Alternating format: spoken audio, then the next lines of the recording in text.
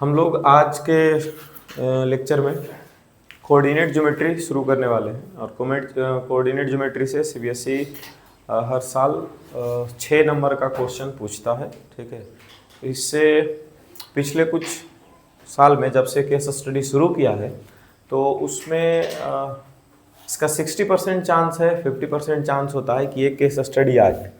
ठीक है, तो इसका जब हम लोग शुरुआत का जो कॉन्सेप्ट है वो ध्यान से अगर पढ़ लें तो केस स्टडी बनाया जा सकता है इजीली। ठीक है, मतलब वैसा कोई टफ केस स्टडी नहीं पूछा जाता है इससे।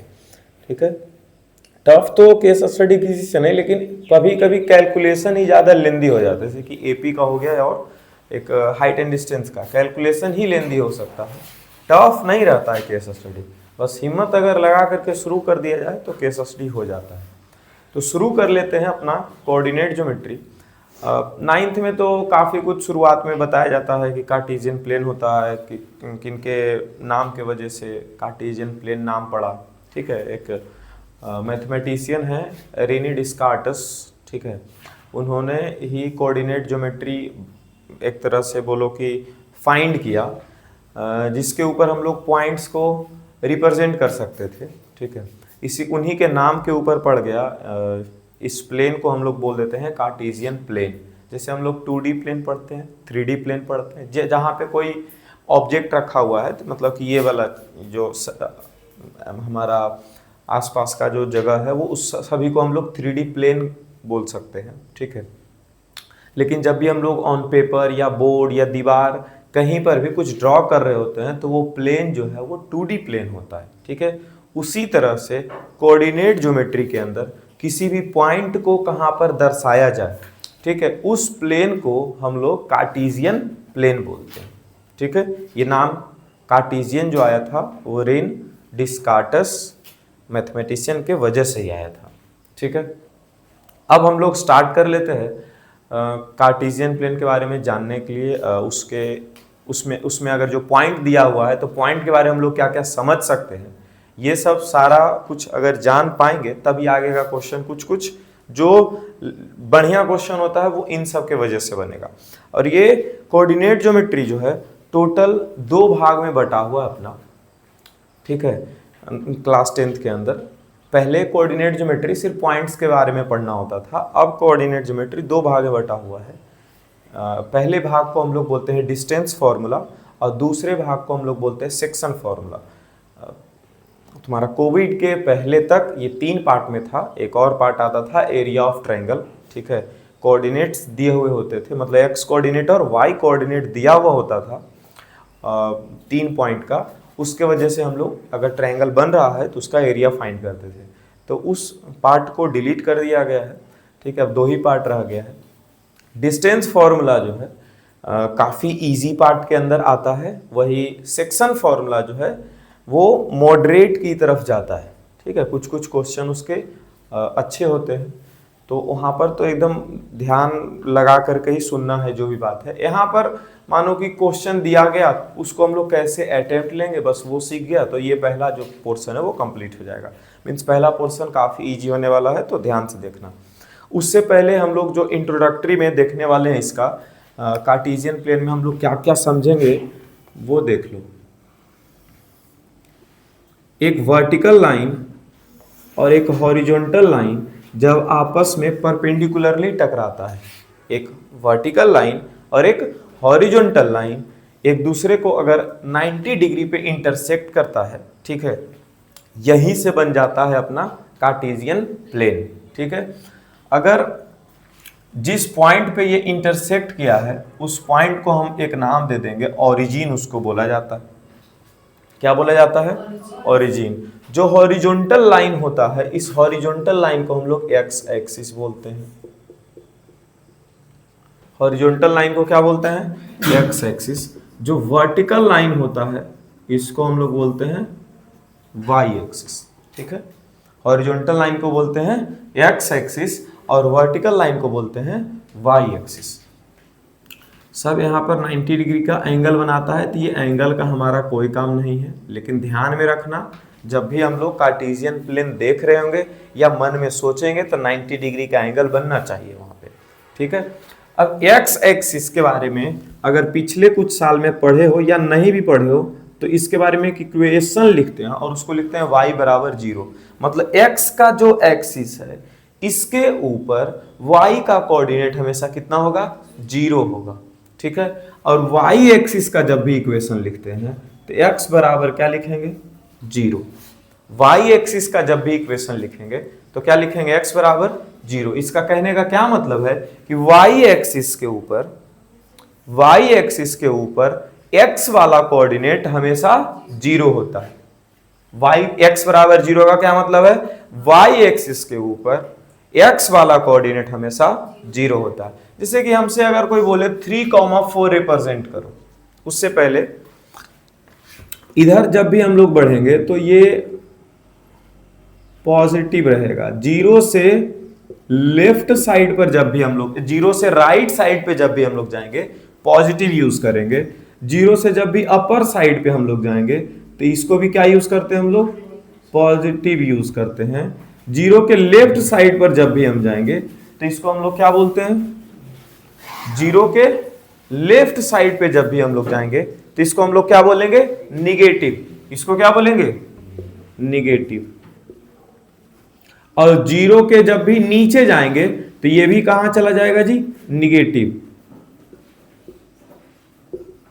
अरे समझ पा रहे हो, ये नॉर्मल चीज है। जैसे हम लोग इंटीजर वगैरह पढ़ते थे, इंटीजर में ये सब सारा चीज सिखाते थे तुम लोगों को कि वो नंबर लाइन के लेफ्ट साइड पे जाते तो निगेटिव मिल जाता है, नंबर लाइन के राइट साइड पे जाते तो पॉजिटिव मिलता है। लेफ्ट को निगेटिव के जैसे दर्शाया जाता है।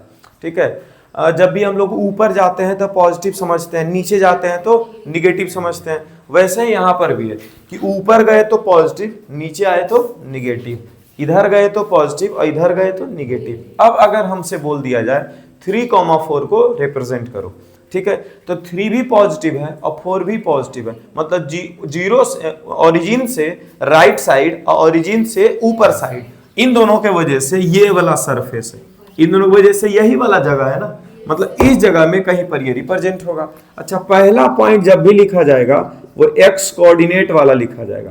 पहला पॉइंट कौन लिखा जाता है, एक्स कोऑर्डिनेट वाला। और दूसरा पॉइंट जब भी लिखा जाएगा तो वाई कोऑर्डिनेट का लिखा जाएगा। 3,4 एक्स कोऑर्डिनेट कौन सा यहाँ पे 3 और वाई कोऑर्डिनेट कौन सा यहाँ पे 4। वाई कोऑर्डिनेट यहाँ पर कौन सा है 4। अब अगर 3 और 4 को रिप्रेजेंट करना है तो ब्लू वाला जो ग्राफ पेपर वगैरह जो आता है, ठीक है, तो उसमें तो इसके बीच में 10-10 को लाइन खींचा हुआ रहता है 10 भाग में डिवाइडेड रहता है, 9 ही लाइन रहता है। टोटल कितना भाग में डिवाइडेड रहता है, 10 भाग में। हर मोड ये 3 है, 4 है, 5 है, जहां पर लिखेंगे तो वो थोड़ा सा थिक लाइन रहता है, मोटा सा लाइन रहता है। ठीक है, उससे हम लोग तो साफ साफ पता चलता है कि 3 और 4, जैसे कि यहाँ पर मोटा लाइन एगो रहेगा ब्लू कलर का, ठीक है, 3 और इधर से कौन मिलता हुआ आएगा यहाँ पे 4। दोनों इस पॉइंट पे देखना, ऐसा बहुत सारा मिलता हुआ दिख रहा होगा, लेकिन 3 से कौन सा लाइन गया, 4 से एकदम सीधा लाइन कौन सा आया, यहाँ पर इसी पॉइंट को हम लोग क्या बोल देंगे 3,4। अच्छा, उसी तरह से हमको कोई बोल देता 3,0 को रिप्रेजेंट करो, या फिर कोई बोल देता 5,0 का रिप्रेजेंट करो। क्या रिप्रेजेंट करवाने बोलता, 5,0। 5 मतलब क्या हो गया जी, एक्स कोऑर्डिनेट, और 0 मतलब क्या हो गया, वाई कोऑर्डिनेट। मतलब एक्स कोऑर्डिनेट पर पहले 5 खोजे और वाई कोऑर्डिनेट 0 होने का मतलब कि ये ऊंचाई इसके पास है ही नहीं। और 0 होने का क्या मतलब है कि वाई एक्स एक्सिस से ना ही ऊपर जा पा रहा है और ना ही नीचे जा पा रहा है। इसका मतलब है कि यही वाला पॉइंट जो है वो क्या हो गया 5,0। अगर हमसे बोलता 6,0 तो ये वाला पॉइंट हो जाता 6,0। अगर हमसे बोलता 2,0 या अगर हमसे बोलता -3,0, क्या बोलता -3,0, तो यही वाला पॉइंट क्या हो जाता -3,0। ये वाला पॉइंट 6,0। तो यहां से क्या समझ में आ रहा है कि यहां पर y वाला कोऑर्डिनेट क्या है 0। मतलब x एक्सिस के ऊपर y वाला कोऑर्डिनेट क्या होता है 0। उसी तरह से अगर जो हमको बोलता 0, -5 रिप्रेजेंट करने के लिए, ठीक है, उसी तरह से हमसे बोल देता 0,2 रिप्रेजेंट करने के लिए, ठीक है। तो 0, -5 मतलब x एक्सिस वाला पार्ट क्या है 0 है, सीधा y एक्सिस पे पहुंचो तो ये क्या हो गया -5। तो क्या सिर्फ इसको -5 लिखेंगे, नहीं, इसको क्या लिख देंगे 0, -5 लिखेंगे। समझ में आ रहा है, इस पॉइंट को हम लोग क्या लिखेंगे 0,2, मतलब x वाला पार्ट तो 0 पहले हो जाएगा और y वाला पार्ट क्या हो गया 2। लेकिन अगर यहां यहां यहां ये सब जगह पर कोई पॉइंट रहेगा तो क्या x या y कुछ 0 हो पाएगा, नहीं हो पाएगा।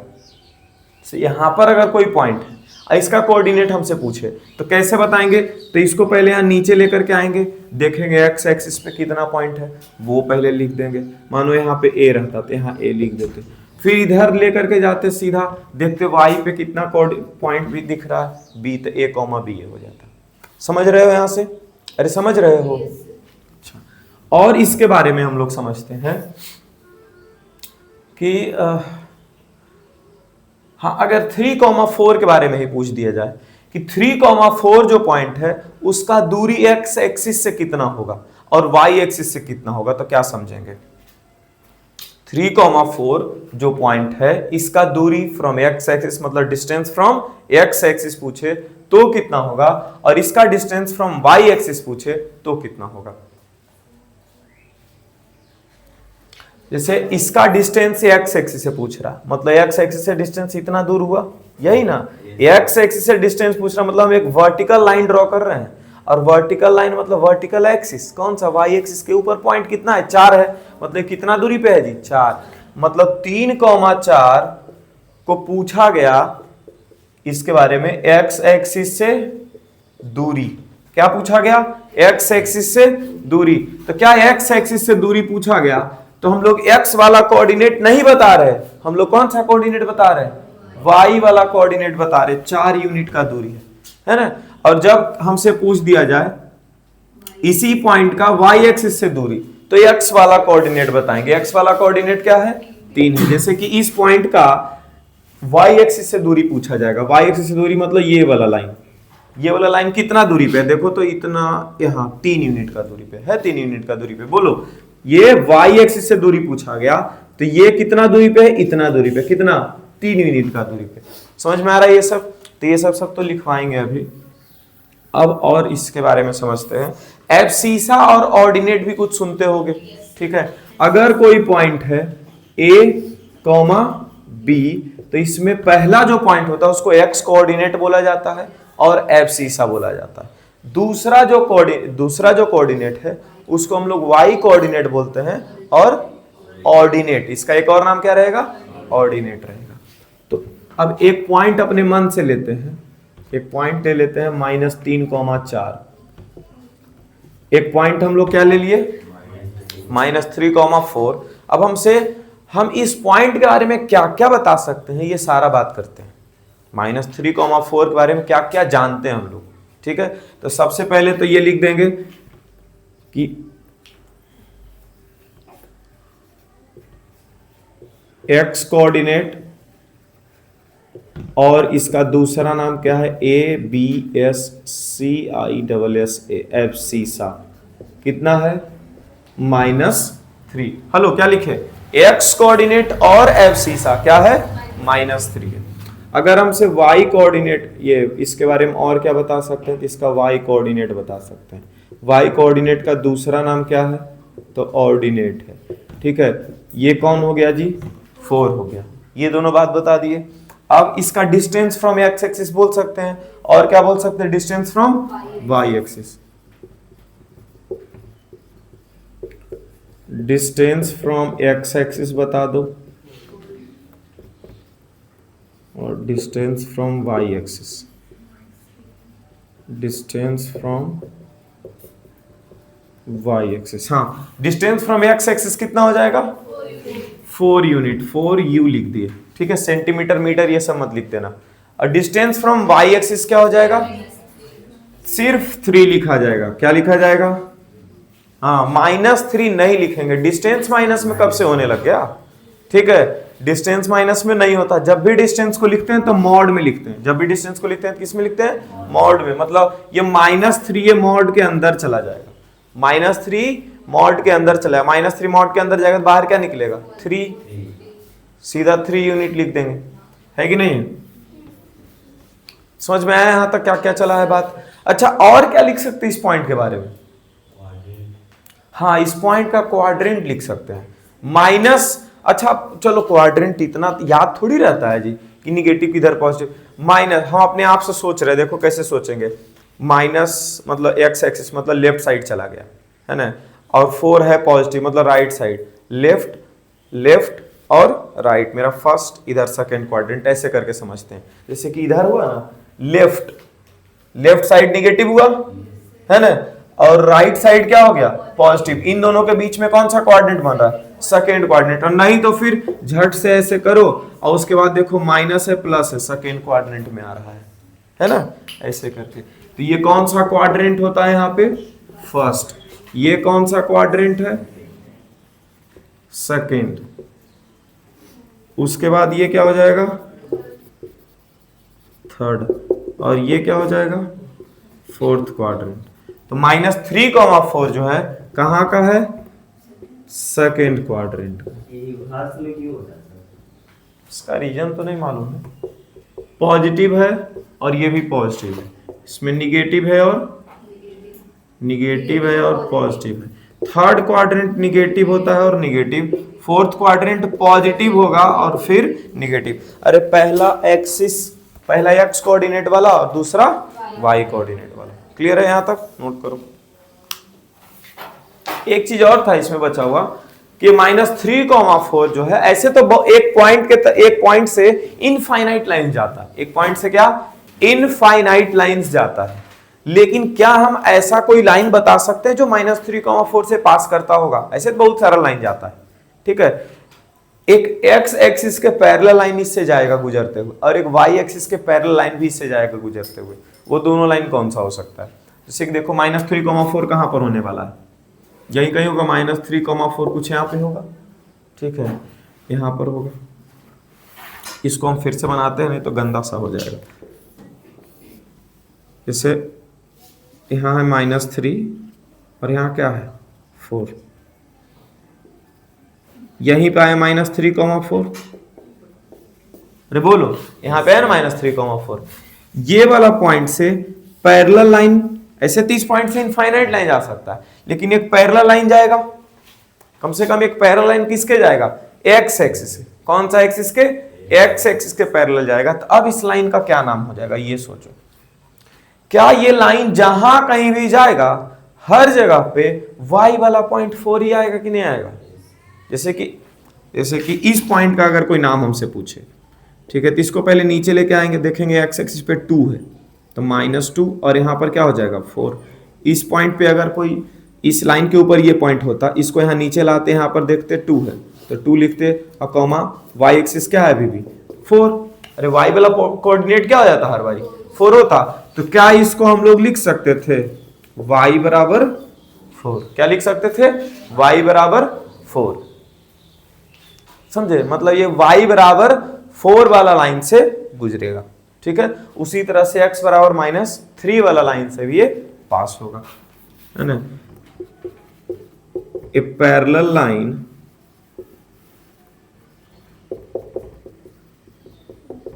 टू एक्स एक्सिस, और ये क्या हो जाएगा y बराबर 4, और एक पैरेलल लाइन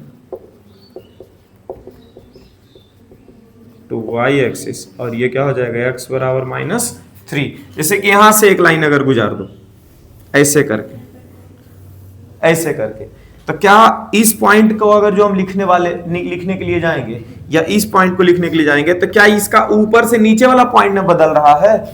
तो ऊपर से नीचे बदल रहा है, इसका मतलब कौन बदल रहा है, वाई एक्सिस। अरे वर्टिकल चीज बदलता है, कौन बदलता है, वाई एक्सिस।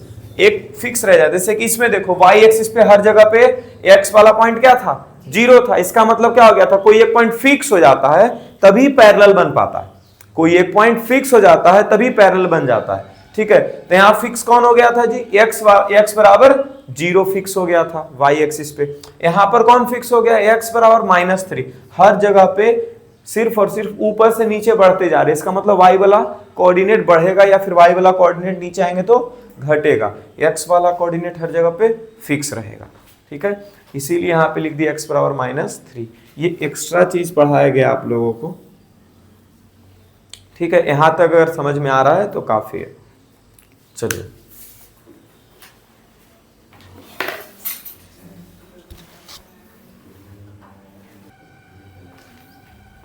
यही वाला ना।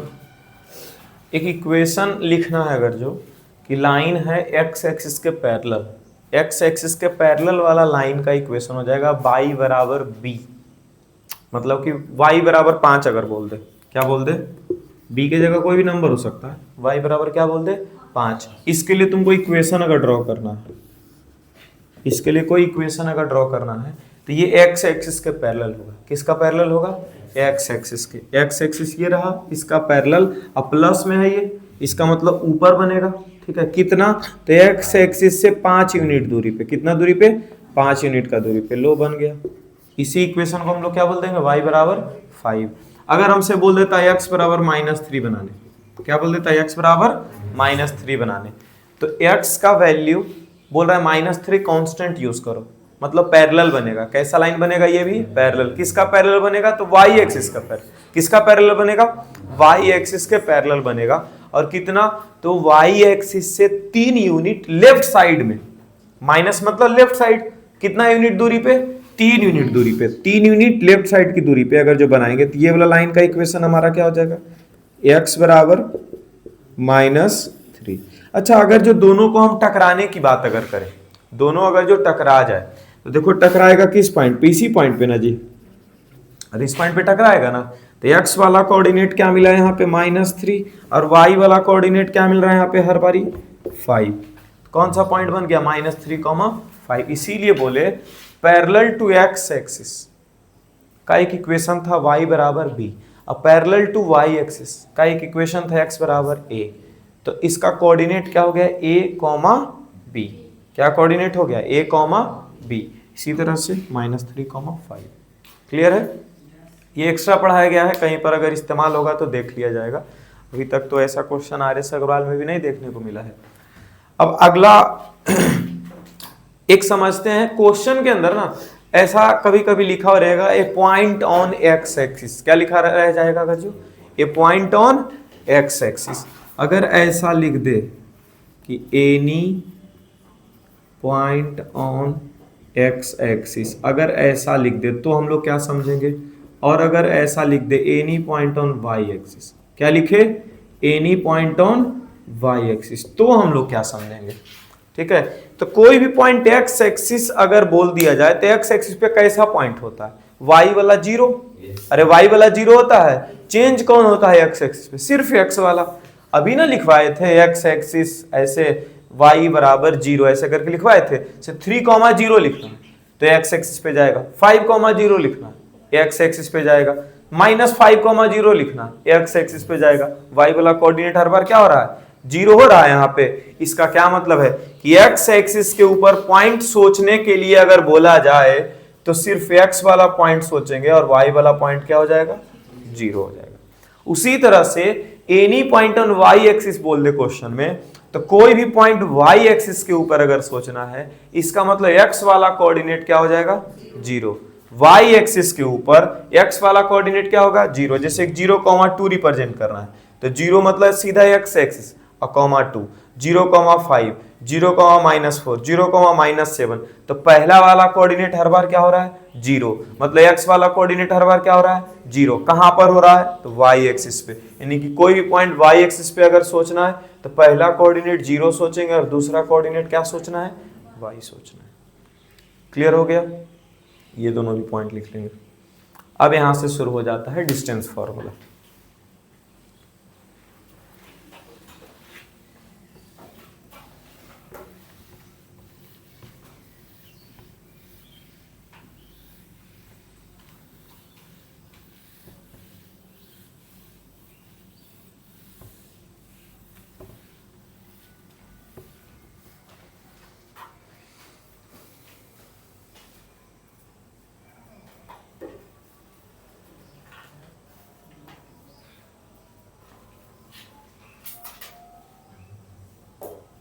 लिख लिए, मिटा दें इसको भी। अब यहां से आ गया आपका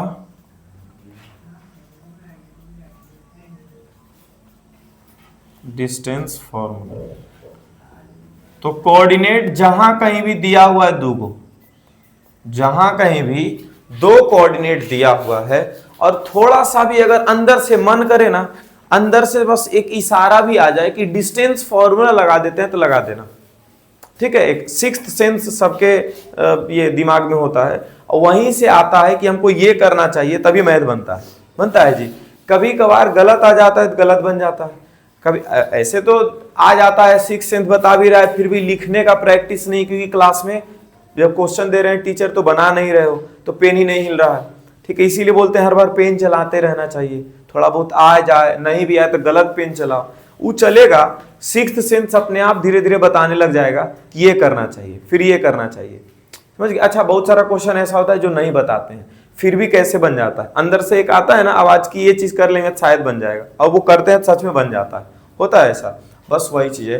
तो इसमें भी अगर 2 पॉइंट दिया हुआ है और अगर अंदर से आवाज आ जाए कि डिस्टेंस फॉर्मूला लगा देते हैं तो लगा देना, ठीक है। अब डिस्टेंस फॉर्मूला क्या चीज है, कोऑर्डिनेट कार्टेशियन प्लेन के अंदर अगर 2 पॉइंट दिया हुआ है, क्या बोल रहे हैं हम, कार्टेशियन प्लेन के अंदर अगर 2 पॉइंट दिया हुआ है और दोनों पॉइंट के बीच का हमको दूरी निकालना है, दोनों पॉइंट के बीच का क्या निकालना है, दूरी निकालना है, तो उस जगह पर हम एक फॉर्मूला जो लगाएंगे उसी फॉर्मूला को डिस्टेंस फॉर्मूला बोलेंगे, ठीक है।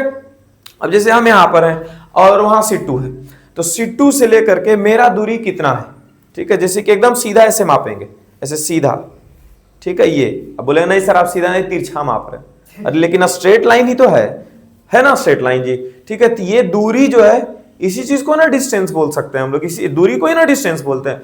वैसा ही अगर 2 पॉइंट है, अगर मानो एक पॉइंट यहाँ एक पॉइंट यहाँ है, या फिर एक पॉइंट वहां है एक पॉइंट यहाँ है, ठीक है, तो दोनों का क्या रहेगा दिया हुआ, कोऑर्डिनेट्स, दोनों को क्या दिया हुआ रहेगा, कोऑर्डिनेट्स दिया हुआ रहेगा, मतलब एक्स और वाई इसका दिया हुआ रहेगा, एक्स और वाई कोऑर्डिनेट इसका दिया हुआ रहेगा, और दोनों से हम लोग एक फॉर्मूला लगा लेंगे और लगा करके डिस्टेंस निकाल लेंगे। जैसे कि एक कोऑर्डिनेट है दिया हुआ, मानो ए के लिए, ए एक पॉइंट है, इसका कोऑर्डिनेट है x1, y1, ठीक है, और एक और पॉइंट है पॉइंट B और इसका भी कोऑर्डिनेट दिया हुआ है x2, y2। क्या हर बार A और B कोऑर्डिनेट ही होगा, क्या A और C नहीं हो सकता, हो सकता है। क्या P और Q नहीं हो सकता, हो सकता है। क्या X और Y नहीं हो सकता, पॉइंट का नाम हो सकता है, पॉइंट का नाम कुछ भी हो सकता है, बस पॉइंट का नाम जब भी लिखा जाएगा तो कैपिटल लेटर से लिखा जाएगा, पॉइंट का नाम जब भी लिखा जाएगा तो कैपिटल लेटर से लिखा जाएगा, ठीक है।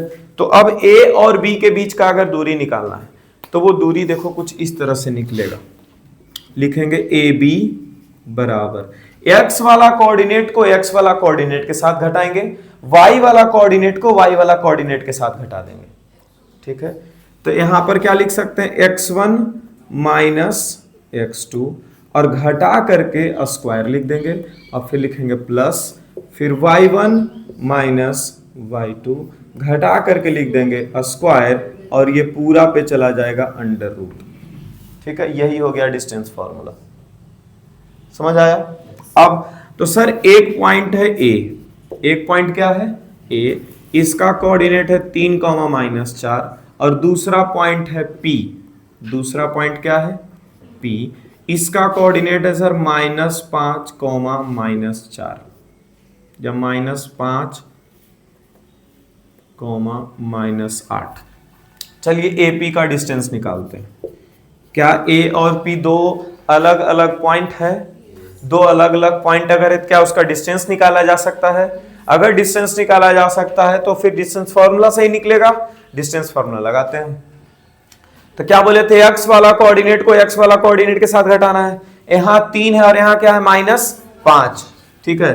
तो लिखते हैं 3 और फिर क्या लिखेंगे जी माइनस, और फिर -5 लिखेंगे, इतना लपेट के नहीं लिखना है, घटाना है ना, घटाना है ना, पहला कोऑर्डिनेट लिख देंगे और दूसरा कोऑर्डिनेट लिखते वक्त उसका साइन चेंज कर देंगे, फिर से दूसरा कोऑर्डिनेट लिखते वक्त उसका साइन चेंज कर देंगे। जैसे 5 और 3 को घटाना है तो क्या करते हो, 5 अब -3 करते हो ना, 3 के पास कैसा साइन था प्लस का साइन चेंज करके -3 माइनस कर देते हैं, यही होता है ना इसमें। अब देखो पहला कोऑर्डिनेट क्या लिख दिए 3, इसका x कोऑर्डिनेट क्या -5, यहां पे +5 लिख देंगे, क्या लिख देंगे +5, समझे, साइन चेंज करके सीधा लिख देंगे एक ही बार में प्लस, यहां पर क्या है भाई -4, फिर यहाँ -8 है, -8 को साइन चेंज कर दो तो क्या हो जाएगा +8। अच्छा यहाँ -8 ना होकर के +8 ही रह जाता तो फिर इसका साइन चेंज हो जाता है ना, +8 है ना, तो यहाँ पे क्या लिखा था -8। समझ गए? और इसको ऐसे ब्रैकेट में स्क्वायर। अच्छा इस -4 अब -8 के जगह पर हम लोग ऐसा उल्टा भी लिख सकते हैं, पहले 8 लिख सकते हैं और इस -4 का साइन चेंज करके +4 भी लिख सकते हैं, आंसर में कोई दिक्कत नहीं आएगा। मतलब आगे पीछे लिख सकते हैं, बस साइन का ध्यान रखना। जब भी जिसको भी हम दूसरा बार लिखने वाले होंगे, ठीक है, उसका बस साइन चेंज कर देंगे, बस इसका ध्यान रखना। फिलहाल अभी सीधा सीधा चल रहा है, -4 और यहाँ क्या आ जाएगा -8 और ये पूरा कहां चला जाएगा √ में। 5 और 3 क्या हो गया 8 का स्क्वायर, -4 और -8 क्या हो गया -12 का स्क्वायर। 8 का स्क्वायर 64, माइनस का स्क्वायर तो प्लस में ही आना है। 12 का स्क्वायर कितना हो गया 144, 4 और 4 8, 14 और 6 20, √ क्या हो गया 208। अब √ में इस चैप्टर में बहुत बार वैल्यू आएगा, ठीक है। अगर वैल्यू √ में आता है तो हम लोग क्या करते हैं, प्राइम फैक्टराइजेशन करके वैल्यू को रूट से बाहर निकालने का कोशिश करते हैं कि नहीं करते हैं। तो 208 का हम लोग क्या कर लेंगे यहाँ पर प्राइम फैक्टराइजेशन, 2 1 0 4, 2 5 2 2 2 7 3 9, अच्छा 6 है 13 हो गया।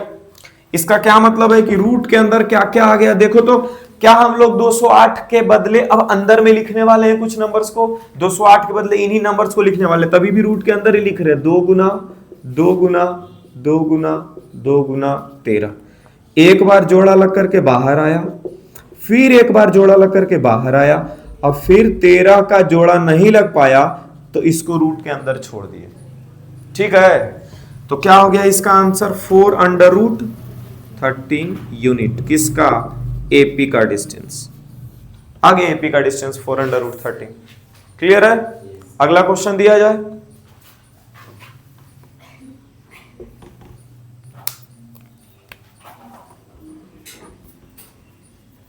चलो यहां तक पहले नोट करो जल्दी से।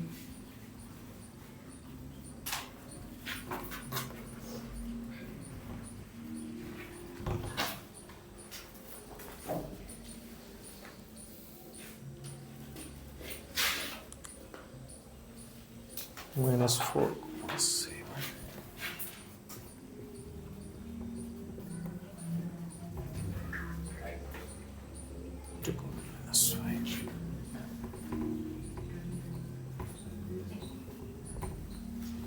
चलिए एक क्वेश्चन वहां दे दिया गया है,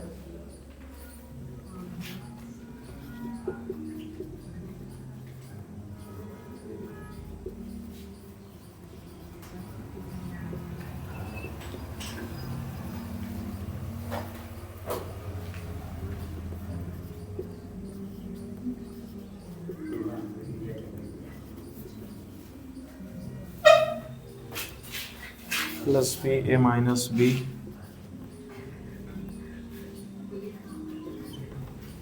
b का कोऑर्डिनेट है a - b a + b।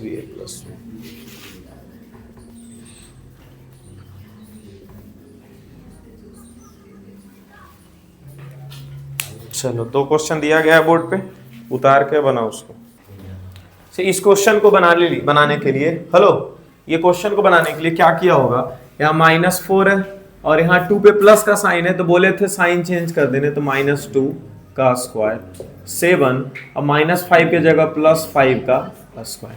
देखो यहाँ पर जानते हो दिक्कत कब आएगा, अभी तो नंबर है तो बन जा रहा है, यहाँ पर बस -a लिख दिया जाए और यहाँ पे a लिख दिया जाए।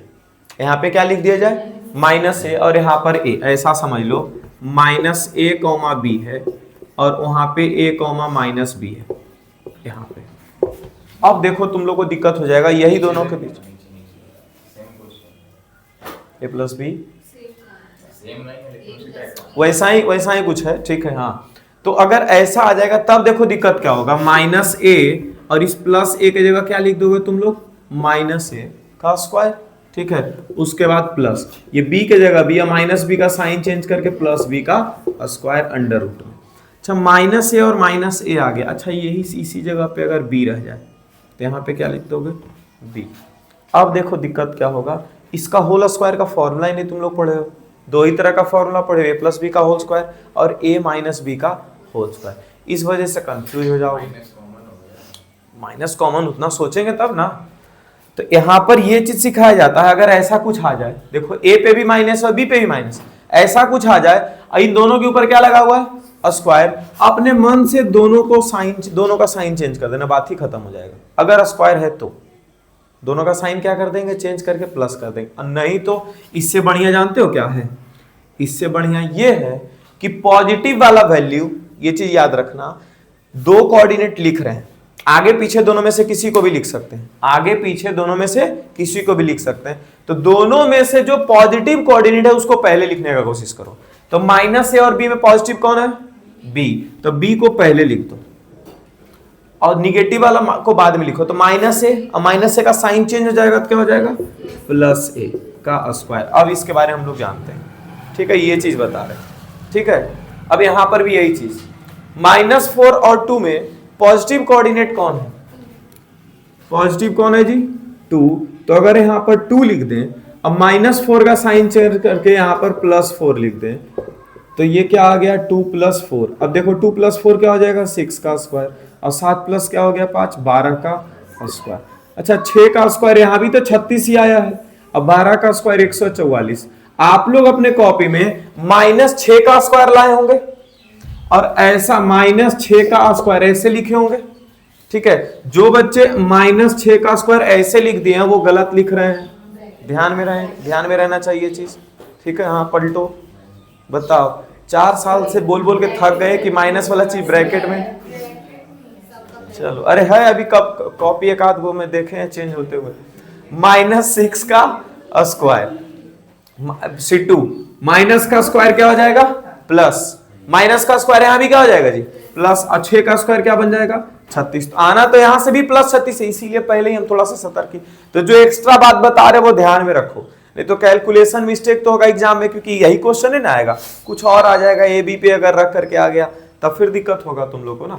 अब यहाँ पे रूट के अंदर क्या हो जाएगा 180, प्राइम फैक्टराइजेशन करेंगे तो ये 2 गुना 2 गुना 3 गुना 3 गुना क्या आता है 5 आता है लास्ट में, तो 1 बार और 2 बार, 5 रह गया रूट के अंदर ही, तो रूट के अंदर 5 रह गया, 2 गुना 3 क्या हो गया 6, लास्ट में लिख देंगे यू मतलब यूनिट, ठीक है। यहाँ पे आते हैं, ये बन गया, अब बनाओगे, बनाओ, ये भी बन गया होगा एक और, तब तो इसके बाद इक्विडिस्टेंट का एक क्वेश्चन है।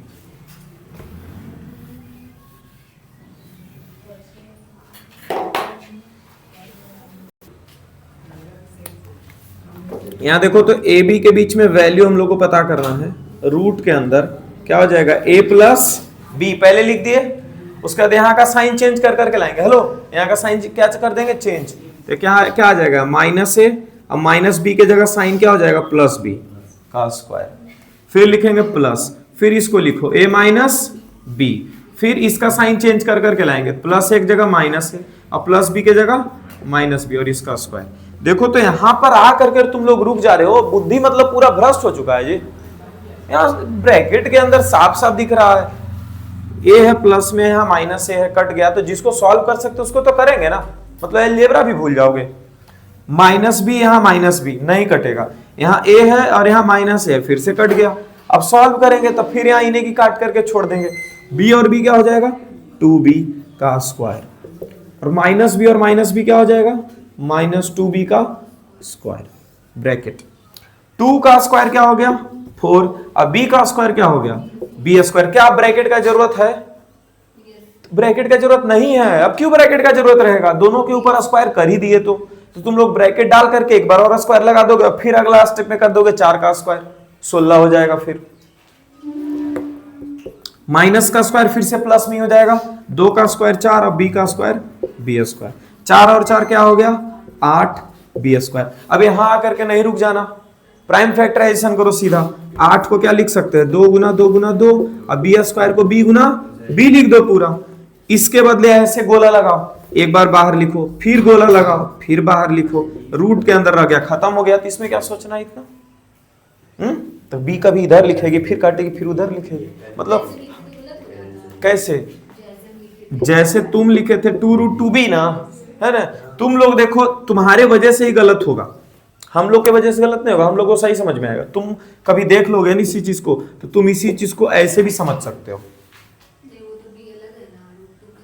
अरे अभी ना तुमको लग रहा है, जब तुम ये नहीं कर पा रही हो, ठीक है, नॉर्मल सा चीज, तो ये क्यों समझ लोगे कि ऐसा है? हो सकता है आगे पीछे समझ जाओ।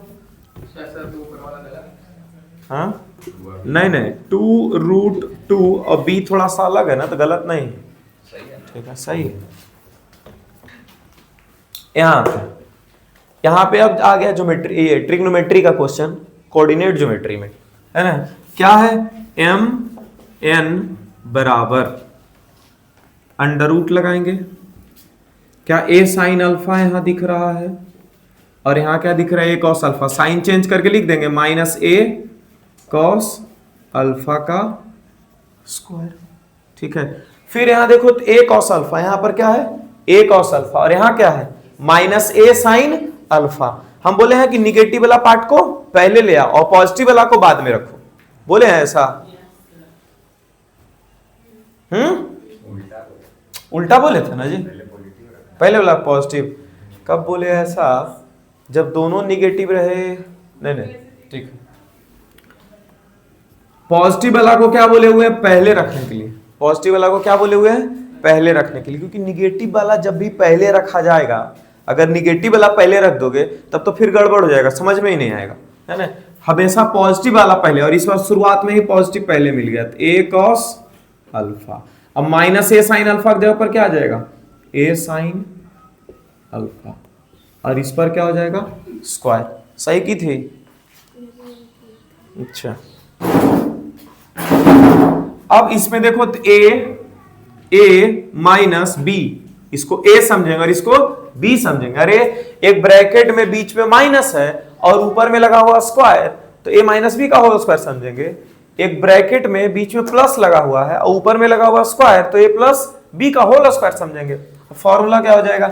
ए square plus B square minus 2ab। क्या हम लोग ऐसे याद करके रखे हैं? नहीं, हम लोग याद किए पहला वाला टर्म का स्क्वायर प्लस दूसरा वाला टर्म का स्क्वायर। अब बीच में माइनस है तो माइनस 2 गुना पहला गुना दूसरा, ऐसे करके याद रखेंगे। पहला का स्क्वायर मतलब ए का भी स्क्वायर करना है और साइन स्क्वायर अल्फा भी लिखना है। अब तुम लोग इसको ऐसे लिख दोगे, अलग चीज हो जाएगा।